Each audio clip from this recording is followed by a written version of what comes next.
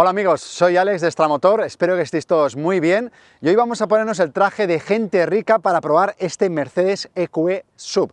Un coche que cuesta a partir de 95.000 euros, que es completamente eléctrico y que tiene más de 550 kilómetros de autonomía. Lo tiene todo para entrar en el garaje de los empresarios que están buscando un coche de imagen y de lujo, y de esa gente que quiere pasarse al coche eléctrico por la parte alta de gama y que quiere una marca de auténtica confianza. Vamos a ver cómo va este Mercedes aquí en Extramotor.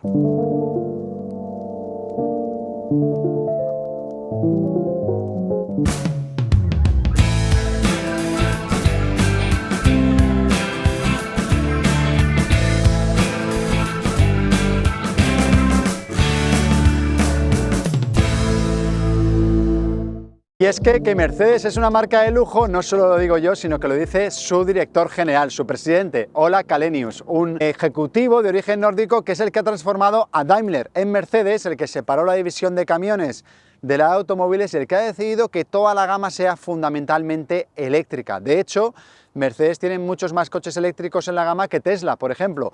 Entre ellos el que tiene esta plataforma, es decir, una plataforma nueva para sus coches de lujo, como el EQS, el EQE y las versiones SUV de los dos modelos. Son dos coches caros, no tanto como parece dentro del segmento, pero sobre todo tienen un interior y una manera de funcionar realmente lujosa. Y es lo que vamos a analizar aquí, si vale la pena comprar este coche frente a sus rivales, entre ellos coches tan válidos como el BMW iX, el Audi Q8 e-tron, el futuro Polestar 3 o, cómo no, el Tesla Model X, el que realmente dio lugar a este nuevo segmento de SUVs de gama alta completamente eléctricos.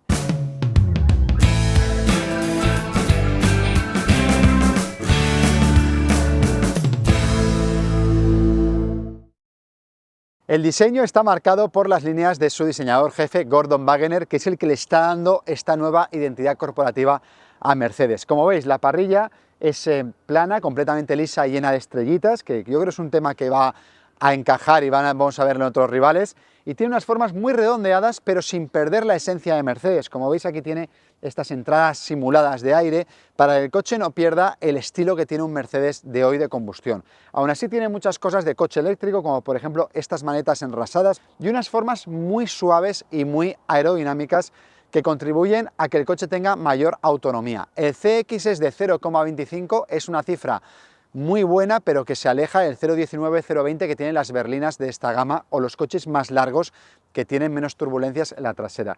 Aún así, lo que es muy importante es que Mercedes ha conseguido dos cosas muy interesantes. La primera es que el coche se vea inequívocamente Mercedes, con todas sus señales de diseño integradas en un modelo mucho más aerodinámico. Y lo segundo es que tiene esa impresión de lujo y que no tiene rarezas que nos lleven a rechazo hacia el coche, sino que realmente todo está en un diseño muy bien integrado y muy completo.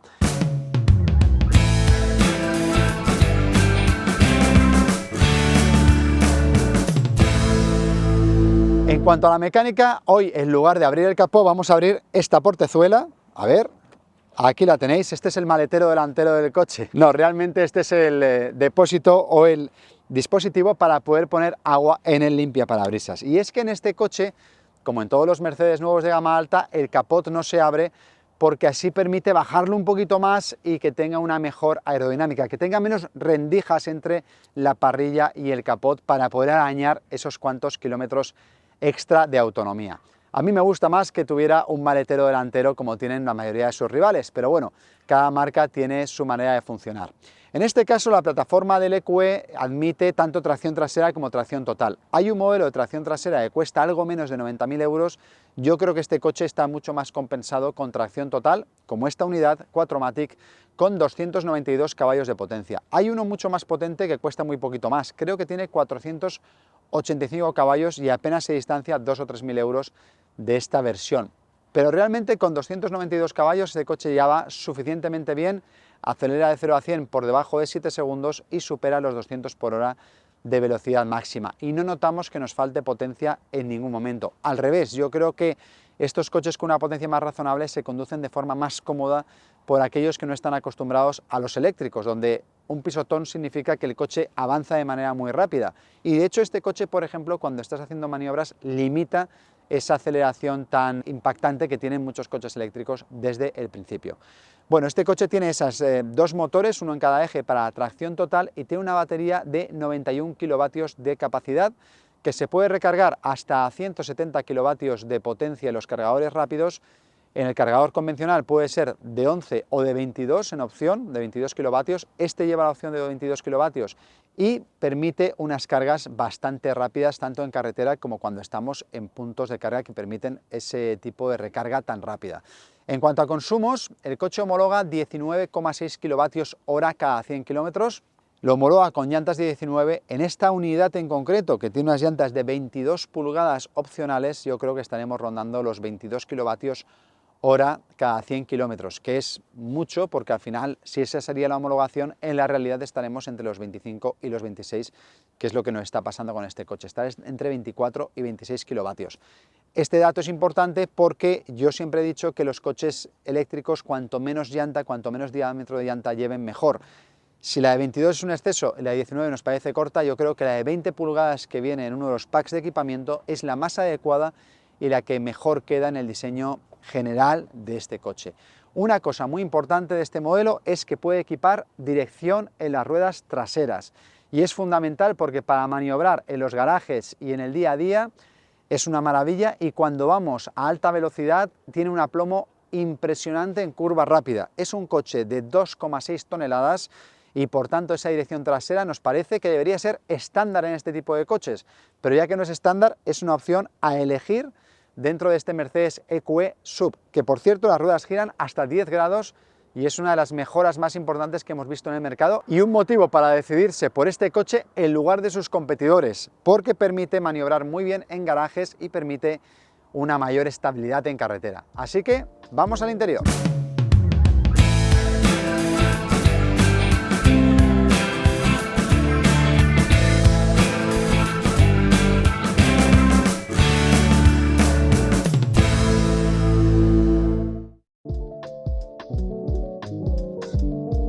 En el interior nos ponemos de nuevo el traje de una persona que está acostumbrada a gastarse más de 100.000 euros en su coche y por tanto espera lujos que ya son habituales en su día a día. Es decir, asientos de cuero, por supuesto, ventilados, calefactables, con función masaje y con un interior realmente atractivo y lleno de funcionalidades. Mercedes da un paso más allá, no solo el equipamiento es muy amplio y muy bueno, sino que además la manera en la que se comunica con el conductor es muy sencilla de entender. Es decir, seguimos teniendo un panel de instrumentos detrás del volante completamente digital y además con agujas digitales, lo podemos cambiar por otro tipo de diseño.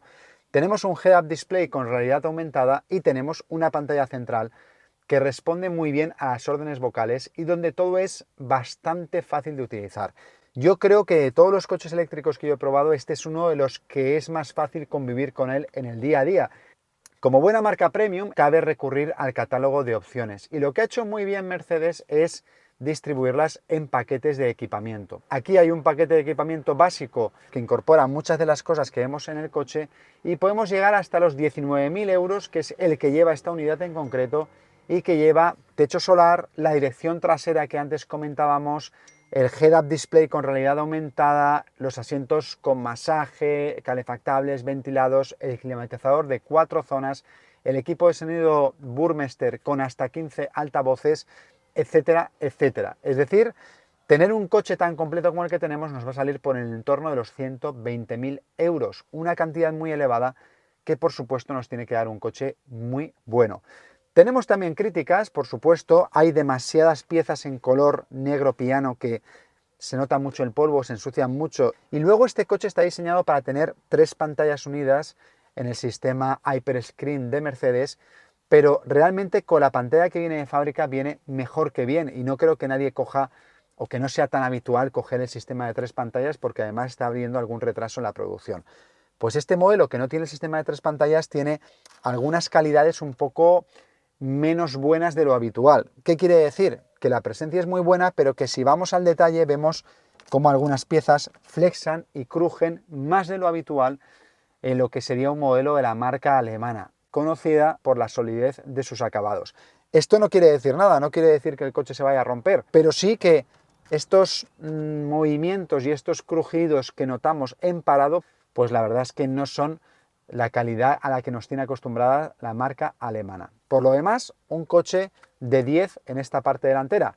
Vamos a ver cómo estamos de espacio y de equipamiento en las plazas de atrás. Si elegimos la versión sub en lugar de la berlina del EQE, perdiendo algo de autonomía y algo de prestaciones, es precisamente sobre todo por este espacio enorme que tenemos en las plazas traseras. No solo es un espacio grande, sino que además es cómodo. No es tan cómodo como en las versiones de combustión, porque como ya sabéis, los coches eléctricos tienen el piso un poco más alto y hace que los pies estén más altos y que por tanto no apoyemos de una forma tan clara las piernas en los asientos. Esto Mercedes lo ha resuelto inclinando un poquito la banqueta, de manera que la parte trasera queda un poquito más baja y apoyamos más, pero no vamos tan cómodos como era habitual, por ejemplo, en un GLE o en un GLE Coupé. Tenemos, por cierto, un techo solar enorme y con cortinilla, que tomen nota Tesla y otras marcas que no están poniendo la cortinilla en este tipo de coches, pero precisamente por este techo se pierden las agarraderas, que para mí es un tema que para subir y bajar del coche pues siempre vienen bastante bien. Tenemos un climatizador de 4 zonas, salidas de aire, tomas USB y todo lo habitual. Yo echo de menos las cortinillas en las puertas, que creo que debería ser un estándar en un coche de este precio, donde podemos ir con niños en la parte trasera, y por lo demás el espacio es amplio, es cómodo y se viaja bien en esta parte del coche. 2 pasajeros, 3, aunque es un coche especialmente grande, siempre van a ir justos en un coche de este tipo. Vamos a ver el maletero. El maletero equipa el sistema de pedal virtual, que a mí casi nunca me funciona en ningún coche, pero vamos a ver si por una vez responde, y es que a veces estamos en un Mercedes y se notan detalles como estos, aparte de cogerle el truco. Bueno, el portón es automático, la cortinilla es de tipo enrollable, cada vez más habitual en este tipo de coches, y Mercedes anuncia un volumen de 520 litros, 580 litros si contemplamos también toda la parte inferior. Yo creo que esta parte superior tiene bastantes menos de esos 520 litros que anuncia la marca y que no sabemos cómo han sido medidos. Pero sí que realmente la parte superior es realmente cómoda porque está completamente lisa con respecto al umbral de carga.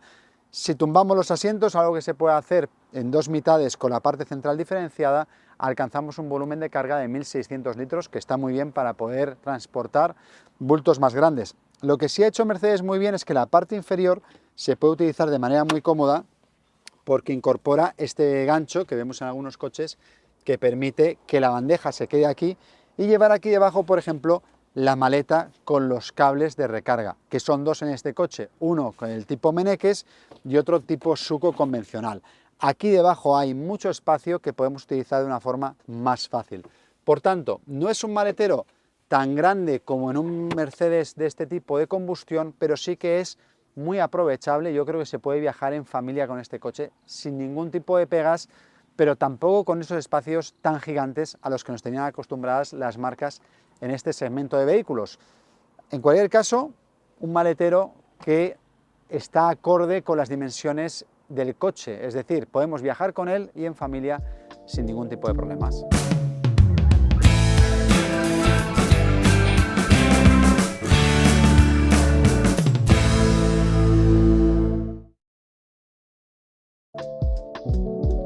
En marcha y sobre todo en ciudad y en conducción urbana sorprende mucho lo bien que va este coche y lo fácil que es de llevar gracias a esa dirección en el eje trasero que lo soluciona casi todo. Por cierto, este aviso acústico que escucháis cada vez que un coche supera la velocidad máxima de la vía, en este caso 30, tiene que hacer un aviso en cascada de 3 avisos acústicos, y Mercedes tiene el mejor sistema para desconectarlo, que está aquí justo en la pantalla, en un vértice muy pequeñito pero que ayuda mucho al confort del coche.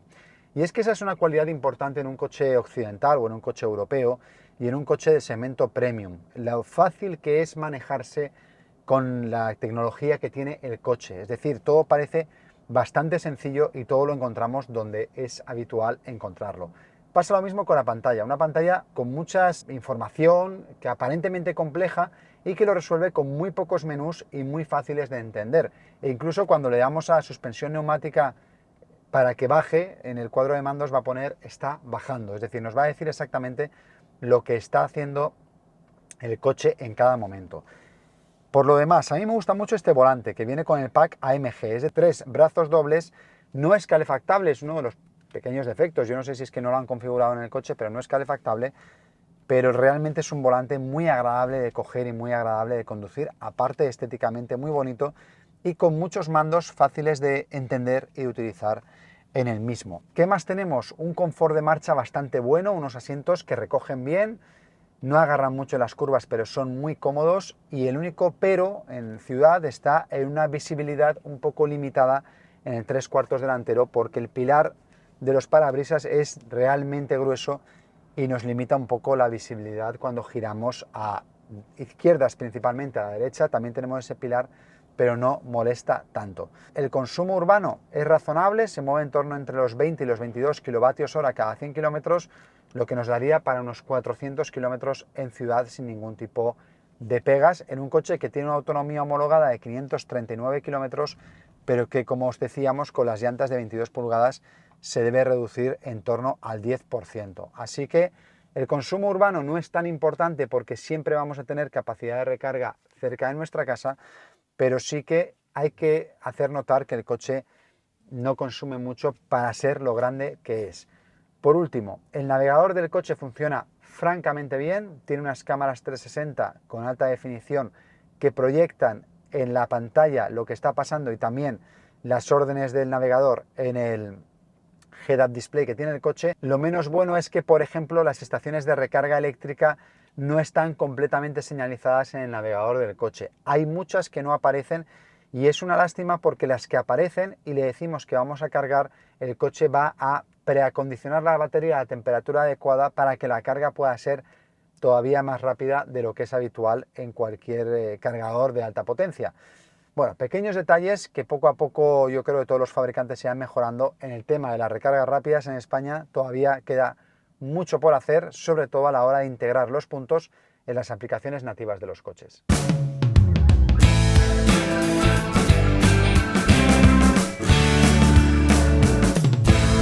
En carretera la verdad es que encontramos un coche muy cómodo, muy fácil de llevar, como todos los eléctricos, pero aquí todavía un poco más. Por ejemplo, tenemos levas tras el volante con 4 niveles de retención diferentes que nos hace que podamos ir completamente con el coche por inercia o tener incluso el sistema One Pedal de no tener que utilizar el freno porque frena prácticamente solo con la propia retención del coche recargando la batería.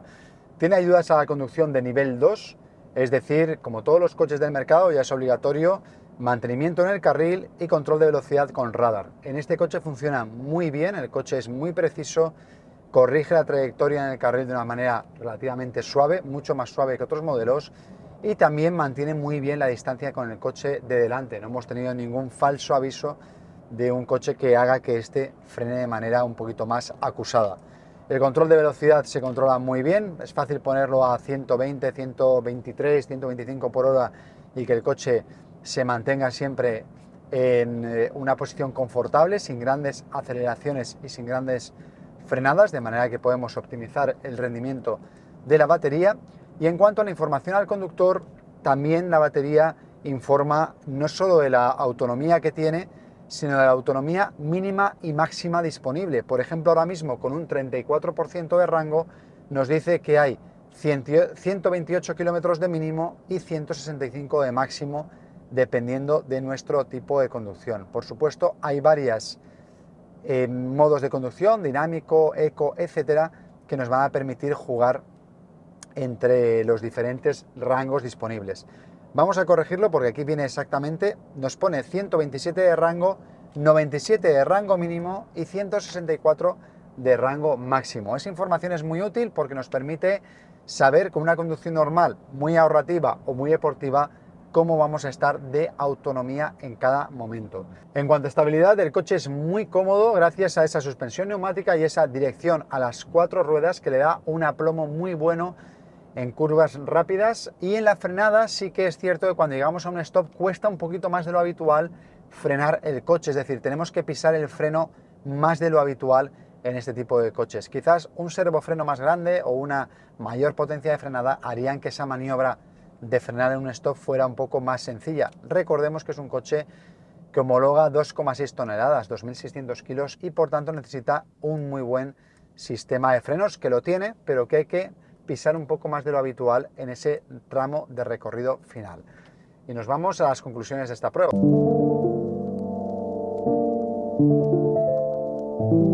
Conclusiones a la prueba de este Mercedes EQE Sub, el 350 4MATIC con 292 caballos y, como sabéis, con 540 kilómetros de autonomía aproximadamente. A mí me ha gustado mucho que este coche hace muy fácil la transición de llevar un coche de gasolina o diésel a uno eléctrico, es decir, nos vamos a encontrar con un interior muy parecido y con un funcionamiento muy parecido al del resto de modelos de Mercedes, y eso es un plus para esos clientes que ya no son pioneros en el mundo del coche eléctrico, sino que están esperando una oportunidad para dar el salto o para dar el paso a un coche eléctrico. Desde ese punto de vista me parece un coche fantástico y muy bien realizado en ese sentido. Lo segundo es que es un coche lujoso, tanto el interior como el exterior transmite esa imagen premium inequívocamente Mercedes, a pesar de que tiene algunos detalles interiores que podrían estar mejor diseñados o rematados, mejor dicho. Y lo tercero que me gusta es lo bien que va en carretera. Me parece que tanto la suspensión neumática como la dirección a las 4 ruedas aportan un plus fundamental, mucho más importante que las grandes potencias que lucen algunos rivales. Este coche tiene solo, entre comillas, 292 caballos y es más que suficiente para un rendimiento realmente bueno en carretera. Nunca vamos a echar de falta que tenga más potencia. Lo que menos nos gusta de este coche es, por ejemplo, el consumo. Es muy alto, estamos hablando de entre 22 y 26 kilovatios hora cada 100 kilómetros, lo que va a hacer que en los viajes más largos tengamos que parar a recargar más veces, con las dificultades que todavía tiene esto en España, no por el número de cargadores, que cada vez es más numeroso, sino porque no sabemos dónde están. Hay que entrar en diferentes aplicaciones para programar un viaje, y eso lo complica todo bastante. Nosotros hicimos uno de Madrid a Valencia pasando por Cuenca y tuvimos alguna dificultad de recarga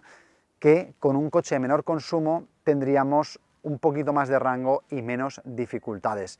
Otro tema que no nos ha gustado es evidentemente el precio. Es un coche que en esta configuración cuesta unos 120.000 euros, una tarifa mucho más alta de lo que podría costar hace poco tiempo un Mercedes GLE, que era el equivalente a este Mercedes EQE Sub. Es decir, encontramos un coche eléctrico que todavía tiene una tarifa mucho más cara que los coches de combustión. Y por último, esos pequeños detalles que se los tenemos en cuenta porque es un Mercedes que en otro coche pasarían desapercibidos, pero que aquí, como le exigimos tantísimo a la marca, queremos que todo esté al nivel altísimo que habitualmente queremos de una marca como Mercedes. Está claro que es un coche que tiene un equipamiento extraordinario, con una pantalla y un reconocimiento de voz que va muy bien, con un equipo de sonido Burmester que suena de maravilla, pero esos pequeños detallitos los tenemos que nombrar también. Así que ya sabéis, si os ha gustado este vídeo, seguirnos, darle un like, comentar cualquier detalle que queráis saber sobre este coche, y os esperamos con más vídeos aquí, en Extramotor. ¡Chao!